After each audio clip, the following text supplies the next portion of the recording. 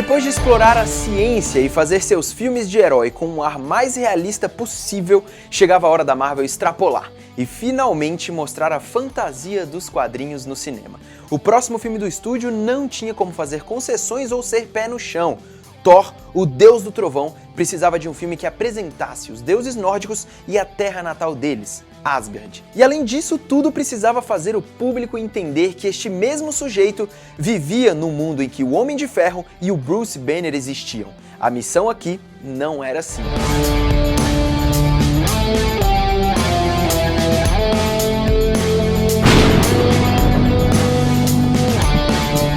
Quando a Marvel anunciou Kenneth Branagh para ser o diretor de Thor, tudo fez sentido. Branagh é um ator e diretor conhecido por filmes inspirados na obra shakespeariana e muito do drama familiar de Thor vem das histórias e contos de William Shakespeare. Na teoria, as decisões tinham lógica. I knew very little about American comics, I have to confess. I knew about Batman, I knew about Spider-Man, but the one I loved was Thor. I loved the name. I loved the treatment of it on the comics. I loved the fact that he as a character was such a combination of sort of primitive, brute strength. He was always incredibly impressive on the covers. I liked the fact that he was in a very dysfunctional family. I enjoyed that. Mas antes de tudo isso, o filme do Thor tinha passado por muitas mãos e poderia ter sido algo bem diferente. O projeto começou a ser desenvolvido lá na década de 90 com o Sam Raimi, que acabou dando vida a outro super-herói nos cinemas e um dos mais lucrativos até hoje. Durante um bom tempo, tudo ficou meio que de lado, até que a Marvel conseguiu os direitos do personagem de volta e incluiu o Deus do Trovão no universo cinematográfico, que viria a tomar forma em Homem de Ferro e Hulk. Depois de Raimi, dois diretores chegaram a passar as mãos no projeto. David S. Goyer, conhecido como roteirista da trilogia do Batman de Christopher Nolan, e Matthew Vaughn, que mais tarde dirigiu Kick-Ass e foi responsável pelo elogiado X-Men Primeira Classe. Os dois não conseguiram evoluir no projeto e foram sucedidos por Guillermo del Toro, que chegou a negociar com a Marvel, mas aí Thor acabou sendo mais um dos vários projetos que del Toro deixou pelo caminho. Em sua versão do filme, ele queria explorar mais a mitologia nórdica, as criaturas daquele mundo e mostrar ainda mais de Loki. No fim das contas, o trabalho foi para Kenneth Branagh, que já era fã do personagem e deu muito estilo ao Deus do Trovão nas telas. A character like Thor, who is a whole mixture of things. You know, he's sexy, he's intelligent, he's brutish, he's incredibly strong, he's headstrong, he's reckless, needs to understand how powerful he is and how to use that power. Very complicated in a good way. And inside this sort of family dynastic story that's also about, it's about fathers and sons and mothers and daughters, ancient feuds, sibling rivalries, like the best kind of cross-genre sort of movie. Talvez o mais curioso da escolha de Branagh foi como a negociação aconteceu. O diretor primeiro mandou uma carta para Marvel e depois passou alguns meses conversando com Kevin Feige, o chefão do estúdio. Até que um dia eles se encontraram em uma sala e algo aconteceu para que ele fosse escolhido. Além de todo o aspecto clássico e aristocrático dos diálogos entre Thor e sua família, a fotografia do filme foi algo que também chamou a atenção de muita gente e que tinha a cara do diretor. Boa parte das cenas era dominada pelo famoso plano holandês, que é uma forma de filmar que deixa quase sempre a câmera na diagonal e usa o distanciamento para enquadrar personagens e o cenário. Estiloso, sem dúvida, mas pouco convencional para um filme de super-herói. I think that was legally your fault. Get the first aid kit. Do me a favor and don't be dead.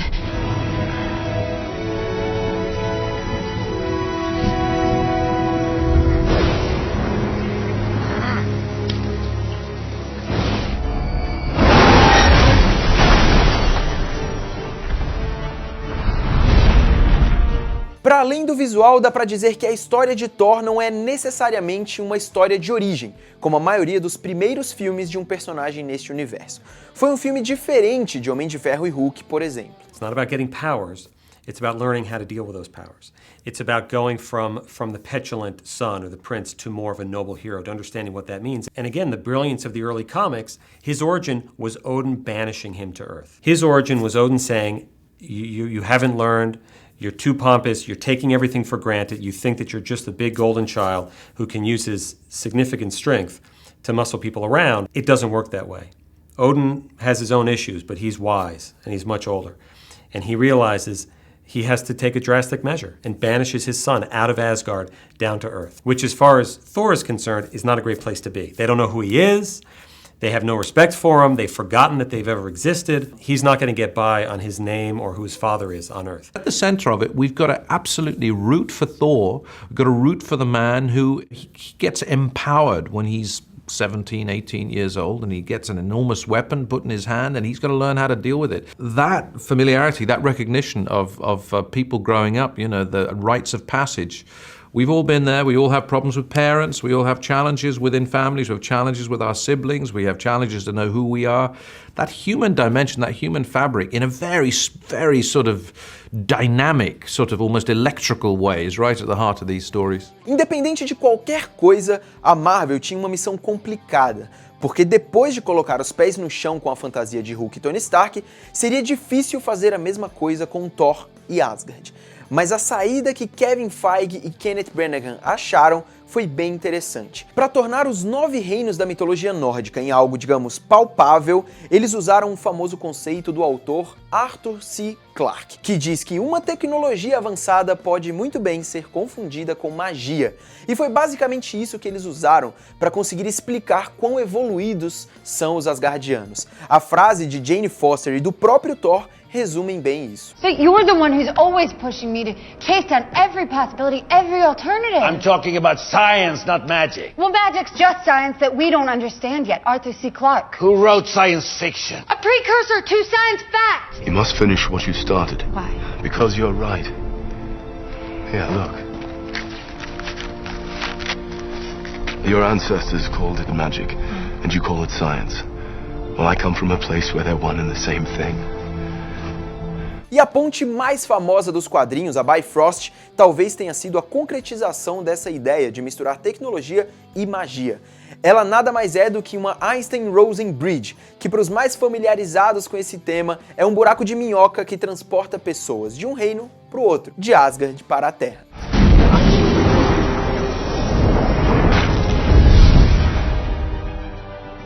Whosoever holds this hammer, if he be worthy, shall possess the power of Thor.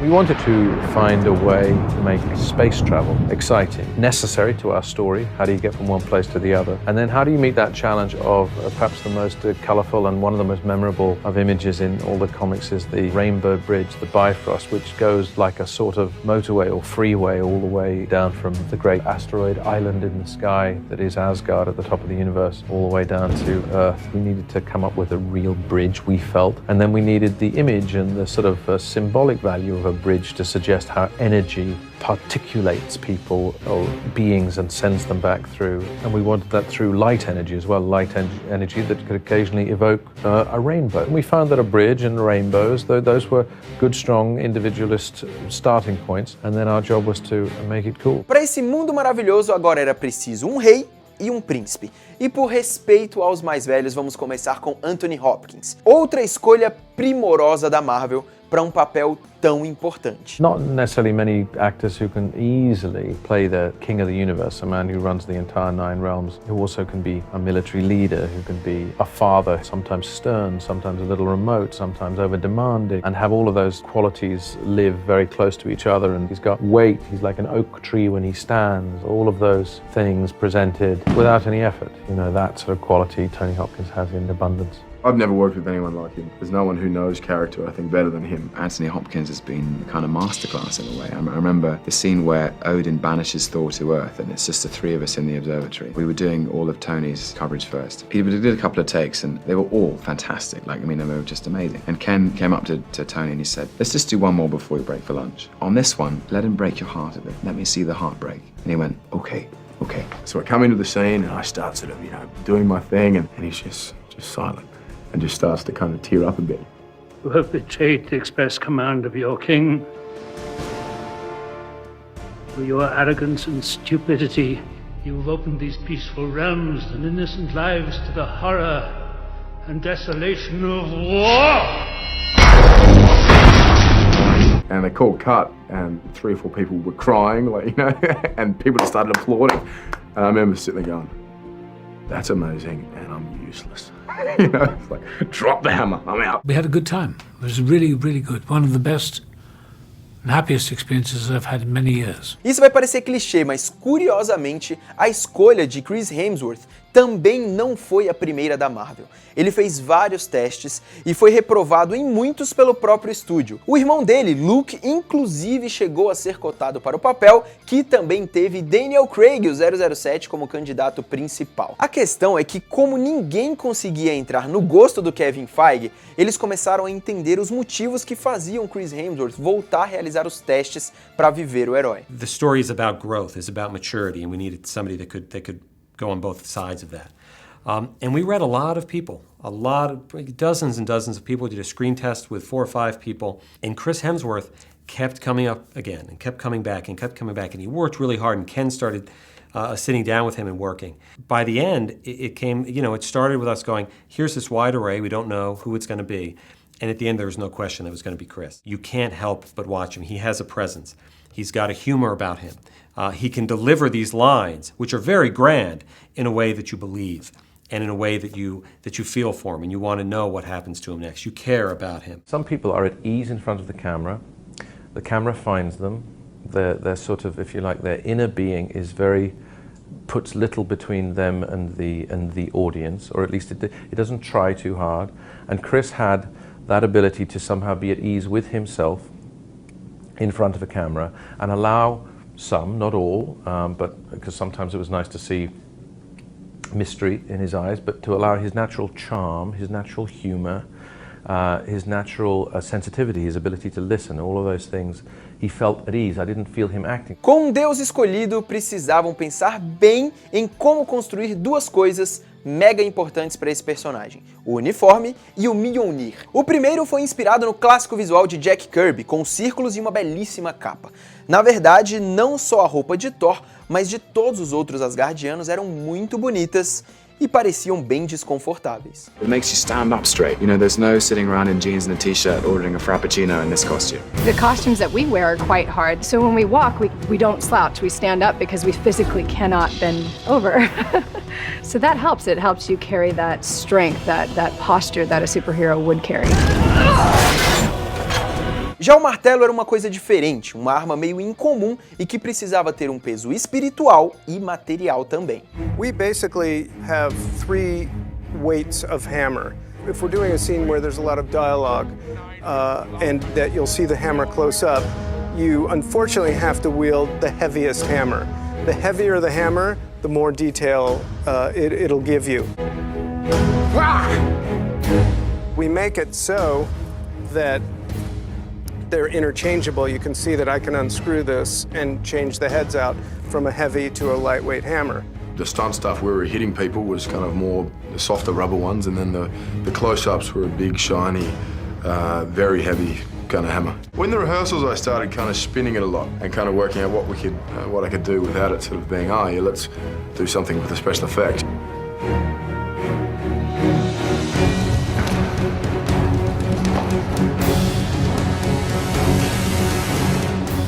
Com esse belíssimo mundo dos deuses construído e toda a realeza escolhida, chegava a hora de pensar na parte vilanesca de Thor. A escolha do roteiro foi, em um primeiro momento, mostrar Jotunheim e Laufey. A sensação, o visual e tudo que estivesse ali precisava ser o oposto de Asgard. The design work is just spectacular what's come together. This blue skin, these red eyes, a face still very much recognizable to get the performances. Once we establish the armament, then we will sketch in the scars. Because the character is virtually naked, it was very important that he's scarred, he's hacked up. He shows the signs of a long life of battle-weary engagement in trying to be top dog and it not working out. So he is scarred. We sit down and we start painting me blue. I'm glued in to a bald cap. There's a big skull piece, a forehead piece, cheek pieces, jaw pieces, nose pieces, and they all go on in sequence. Once we're happy with that, we painted the hands blue, then nails, we paint, we glue, it's ridiculous. No, boys, sort this out. Laufey e essa galera de Jotunheim eram importantes, mas ninguém em Thor, ao menos do lado dos coadjuvantes, foi tão grande quanto Loki. O irmão problemático de Thor é parte essencial na vida e em todas as histórias do Deus do Trovão. Traiçoeiro, genial e poderoso, o personagem precisava de alguém que incorporasse esse estilo, essa malemolência, esse carisma. Dificilmente alguém seria melhor do que Tom Hiddleston. Loki is the younger brother, not so much the football player, not the jock, not the muscle, not the alpha male, much more kind of in from the left field. His gifts are of the intellect and of magic. And anyone who knows their Norse mythology will know that Loki is the god of mischief. Every good religion, whether it's Greco-Roman or Norse, has a deity that is somehow an agent of chaos. And in Norse mythology, Loki is that guy. Tom estava no projeto assim que Branagh assumiu a direção. Eles já tinham trabalhado juntos e Hiddleston era também um apaixonado por Shakespeare como diretor. Mas a ideia não era que ele fosse Loki, mas sim o Thor. Kevin Feige mudou de ideia quando viu a química entre Hiddleston e Hemsworth, e principalmente quando viu Tom ser o vilão que a Marvel precisava. Loki estava em Thor quase como que um irmão caçula chorão, mas já transbordava o carisma e dava um gostinho do quão importante ele seria no futuro. Surgia naquele filme o mais importante vilão da primeira década da Marvel nos cinemas. We always were putting our chips on Loki. We believed in him as a character. Had Tom not brought him to life in a way the audience responded to, it probably wouldn't have gone anywhere. You know, at first Tom was up for Thor. He trained, he came in, he was ripped, you know, he was swinging the hammer in the ring. He did a tremendous job, but he wasn't Thor. And the moment he came in and read, though, he was Loki. Laufey's son. Yes. Why? You were knee-deep in Jotun blood. Why would you take me? You were an innocent child. No. You took me for a purpose. What was it? Tell me! I thought we could unite our kingdoms one day, bring about an alliance, bring about permanent peace through you. But those plans no longer matter. So I am no more than another stolen relic, locked up here until you might have use of me. Why do you twist my words? You could have told me what I was from the beginning. Why didn't you? You're my son. I wanted only to protect you from the truth. Well, because I'm the monster that parents tell their children about at night? You know, it all makes sense now why you favored Thor all these years. Because no matter how much you claim to love me, you're gonna never have a frost giant sitting on the throne of Asgard. Thor não foi recebido com o entusiasmo de Homem de Ferro, mas também não foi odiado. Apesar do elenco ter entrado no gosto do público, as escolhas de fotografia, humor e principalmente do núcleo da Terra, que era liderado por Natalie Portman como a Jane Foster, não conseguiu manter o nível do espetáculo que a gente via em Asgard. A bilheteria foi ok, mas de novo o suficiente para uma sequência ser anunciada e para Marvel bater o martelo de vez na iniciativa dos Vingadores. O agente Coulson estava lá mais uma vez, o Gavião Arqueiro fez a sua estreia, mas ainda faltava apresentar o mais importante integrante dessa equipe. Faltava o primeiro Vingador.